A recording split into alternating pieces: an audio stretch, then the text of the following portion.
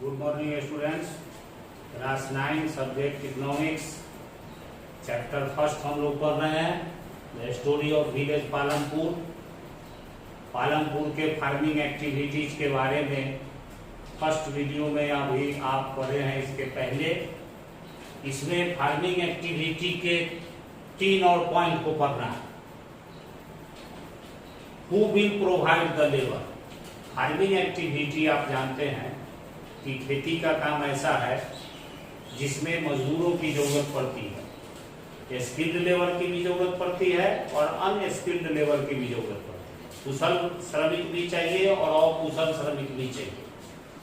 तो यहाँ पालमपुर के बारे में ये कहता है कि आखिर लेबर आते कहाँ से हैं। किसी भी गांव में एग्रीकल्चर लेबरर के रूप में कौन काम करते हैं?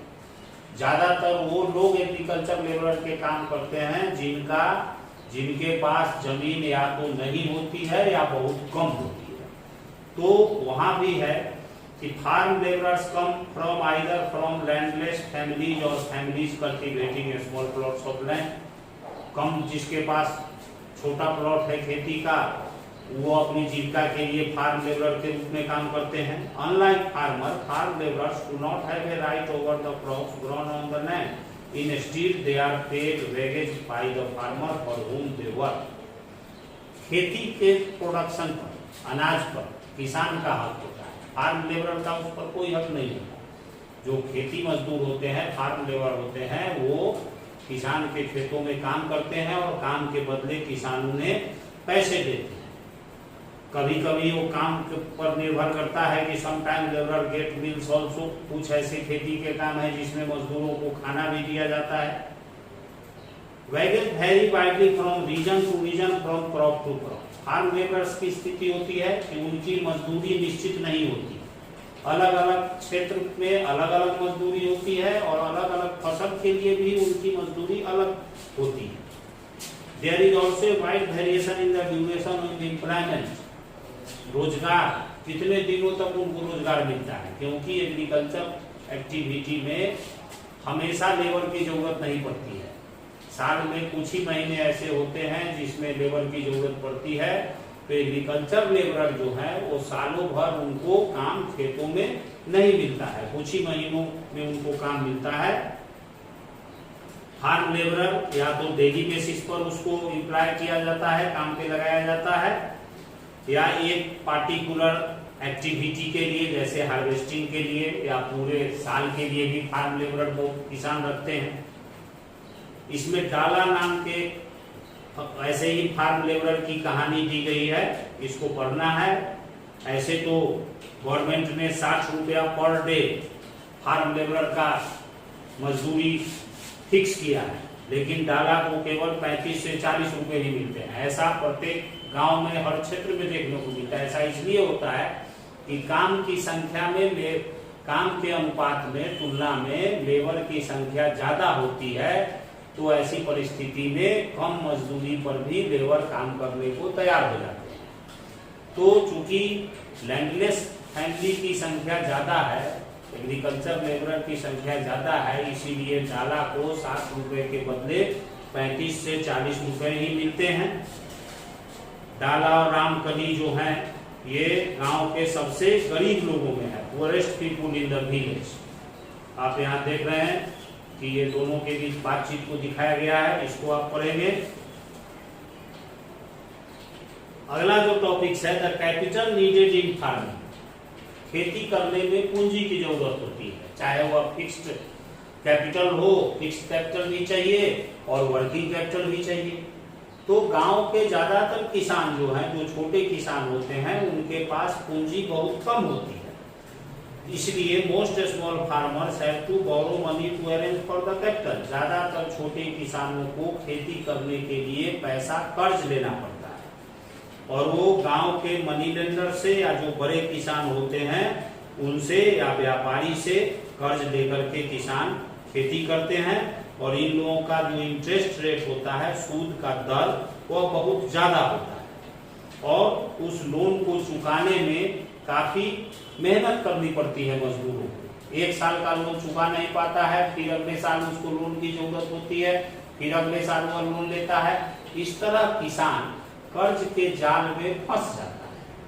और उसी तरह एक कर्ज के जाल में फंसे किसान की कहानी बॉक्स में दी गई है सविता की। और उसी गांव का एक बड़ा किसान है तेजपाल सिंह। तेजपाल सिंह ने सविता को खेती करने के लिए पैसा दिया था। पैसे का वह इंटरेस्ट भी लेता था और इसके अलावे उसका कंडीशन ये भी था कि वह तेजपाल सिंह के खेत में काम भी करेगी, क्योंकि तेजपाल सिंह बड़े किसान थे। तो इस तरह एक जो फार्म लेबरर होता है उसकी जिंदगी बहुत कठिन होती है। उसके जीवन के कठिनाइयों को इस बॉक्स में दिखाया गया। तो इस तरह फार्म लेबरर, छोटे किसान गरीबी की जाल में कैसे फंस जाते हैं उसका ये उदाहरण दिया है कि खेती करने के लिए वो उनके पास कैपिटल नहीं होता, वो कर्ज लेते हैं। फसल जब अच्छी होती है तो कर्ज चुका देते हैं, लेकिन हमारे यहाँ फसल जो है मानसून पे ज्यादा डिपेंड है। किसी साल अगर प्राकृतिक आपदा से फसल खराब हो गई तो फिर उसको कर्ज चुकाने के लिए फिर कर्ज लेना पड़ता है। इस तरह किसान जो लैंडलेस फार्मर हैं वो कर्ज के जाल में फंस जाते हैं। अंतिम जो है वह है sale of surplus farm product. किसी भी गांव में खेती के बाद जो अनाज उपजता है उस अनाज में जो जरूरत के लायक किसान की आवश्यकता होती है उतना अनाज वह अपने पास रख लेता है और बाकी अनाज जो है वह जाकर के खेतों मार्केट में उसको जाके बेच देता है। जैसे इसमें उदाहरण दिया है कि सविता छोटी किसान थी तो वह जो है उसके पास उतना अनाज होता ही नहीं था कि वह सरप्लस बेच सके, लेकिन तेजपाल सिंह जैसे बड़े किसान भी उस गांव में पालनपुर में थे जिनके पास सरप्लस अनाज होता है और वो 350 क्विंटल स्वीट जो है उनके सभी लैंड से होता है। ज्यादातर वो रायगंज के मार्केट में बेच देते हैं और उससे उनको गुड अर्निंग होता है।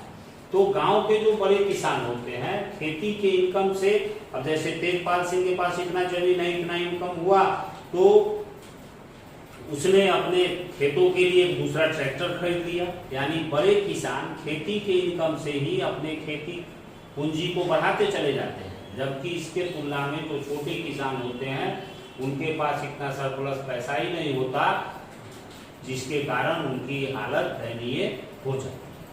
तो ये तो पालनपुर का फार्मिंग एक्टिविटीज। किसी भी गांव में खेती के अलावा भी दूसरे ऐसे बहुत सारे काम होते हैं जो रोजी रोजगार के दृष्टिकोण से लोगों के लिए आवश्यक होते हैं। तो खेती के अलावा जो दूसरा काम किया जाता है उसे हम नॉन फार्म एक्टिविटीज कहते हैं, गैर कृषि कार्य। इसमें पालनपुर में कहता है कि only 25% of the people working in Palanpur are engage in activities other than agriculture. 75% लोग एग्रीकल्चर पर डिपेंड हैं और 25% लोग जो हैं उस गांव के वो एग्रीकल्चर को छोड़ के दूसरे चीजों पर डिपेंड है। नॉन फार्म एक्टिविटीज में सबसे प्रमुख और पहला जो एक्टिविटीज है वो है डेयरी फार्म, दूध का रोजगार करना या दूध उत्पादन करना और उसको बेचना। तो यह चूंकि एग्रीकल्चर से जुड़ा हुआ ही एक्टिविटी है पशुपालन, तो ज्यादातर जो किसान होते हैं जिनके पास कम जमीन होती है वो अपने खर्च को पूरा करने के लिए खेती के साथ साथ पशुपालन का भी काम करते हैं, गाय और भैंस पालते हैं और विभिन्न उसके खाने के लिए भी पालनपुर के लोग ज्वार और बाजरा जैसे फसल अपने खेतों में उपजाते हैं जो ज्यादातर पशुओं को चारे के काम में आता है। और उन पशुओं से दूध निकाल के the milk is sold in Raiganj and near by large village, और जो दूध उत्पादन होता है उसको वो शहर में जाके बेचते हैं। और शाहपुर के जो 2 ट्रेडर्स हैं वो कलेक्शन सेंटर, कलेक्शन कम चिलिंग सेंटर, दूध जहाँ जमा किया जाता है उसको ठंडा करके रखा जाता है, उसको कलेक्शन कम चिलिंग सेंटर कहते हैं। तो डेयरी या पशुपालन ये नॉन फार्म एक्टिविटीज का पहला काम है। दूसरा है example of small scale manufacturing इन पालनपुर, छोटे उद्योग, कुटीर उद्योग जिनको कहते हैं, जो घर में चलाया जा सकता है, जिसके लिए न तो बड़े मशीन की जरूरत होती है और न बहुत ज्यादा कैपिटल की जरूरत होती है। जैसे पापड़ बनाना, अचार बनाना, विभिन्न तरह के छोटे छोटे ज़्यादातर उसमें डोमेस्टिक यूज की चीज़ें होती हैं।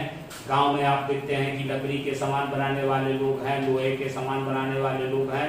ये सारे लोग जो छोटी छोटी ज़रूरत की चीज़ों को खुद ही बनाते हैं, इसी को स्मॉल स्केल मैन्युफैक्चरिंग कहा जाता है। तो इसमें भी बहुत सारे लोग पालमपुर में लगे हुए हैं। तीसरा जो नॉन फार्मिंग एक्टिविटी है वो है शॉपकीपर्स ऑफ पालमपुर, दुकानदार। आप प्रत्येक गांव में हर जगह देखते हैं कि छोटे मोटे चाय नाश्ते की दुकान से लेके जनरल स्टोर तक पाए जाते हैं।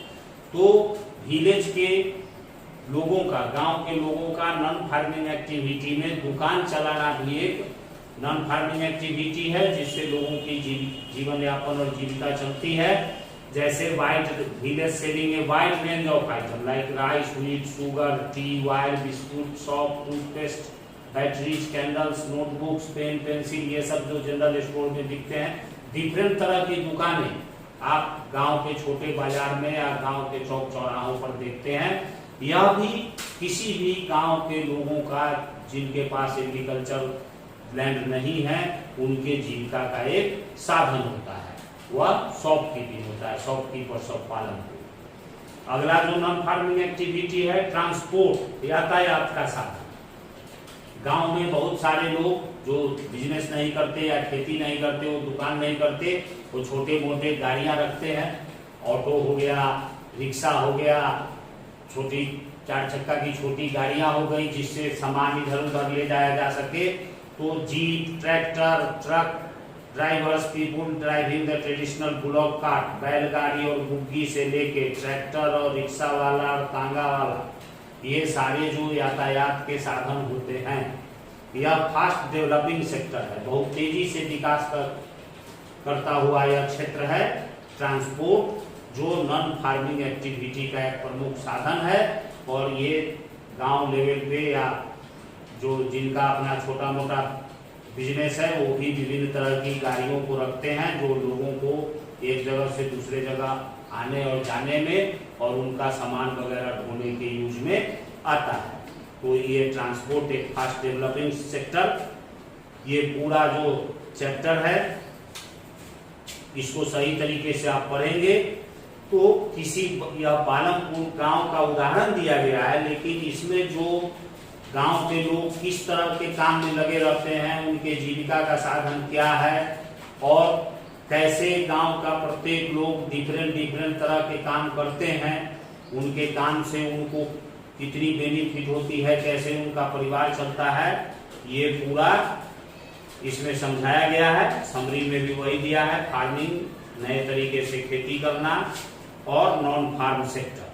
तो इसमें क्वेश्चंस जो बनेंगे वो जो भी मेन टॉपिक्स इसमें जो हम बोर्ड में लिख के बताए हैं, ये सारे टॉपिक से रिलेटेड क्वेश्चंस ही रहेंगे, और उसका असाइनमेंट फिर बना के आपको दे दिया जाएगा। एक बात जरूरी है कि ये टॉपिक्स में बॉक्स में जो कहानियां लिखी गई हैं, जिनको हम पढ़ने के लिए आपको बोले हैं, एक एक लाइन फिर पढ़ेंगे, फिर हमारा ये वीडियो सुन लेंगे और इसको अच्छे तरीके से समझ जाएंगे। बस यही चैप्टर 1 खत्म।